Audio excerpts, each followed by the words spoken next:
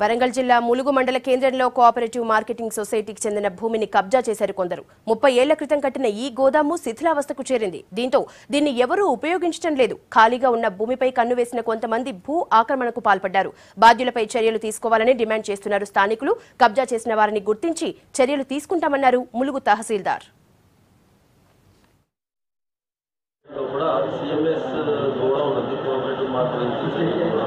అది లిక్విడేషన్లో ఉన్నది. అయితే దానికి లిక్విడేటర్గా కరుణాసాగర్ అని చెప్పేసి డివిజనల్ కోఆపరేటివ్ ఆఫీసర్ వ్యవహరిస్తూ ఉన్నారు.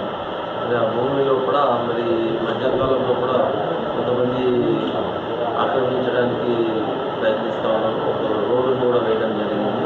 3 ఎకరాల 37 గుంటలు అంకుష్కి సంబంధించిన పట్టా ఉన్నది.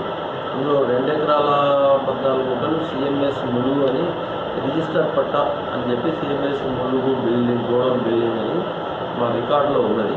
కాబట్టి చెప్పాను, వాళ్ళు వచ్చి భూమి నాదంటారు, వీళ్ళు వచ్చి భూమి నాదని అంటారు. కాబట్టి మాకు గుడిసెళ్ళు, మాకు భూములు లేవు, జాగాలు ఏం లేవు. కాబట్టి మీ బీదావాళ్ళం కాబట్టి ఈ భూమిలో మీ గురించి మేము కొట్లాడుకుంటున్నాం. కాబట్టి ఈ ల్యాండ్ మాకు కావాలి. మీకు చెప్పాలి, మీ బుడే రంగాలం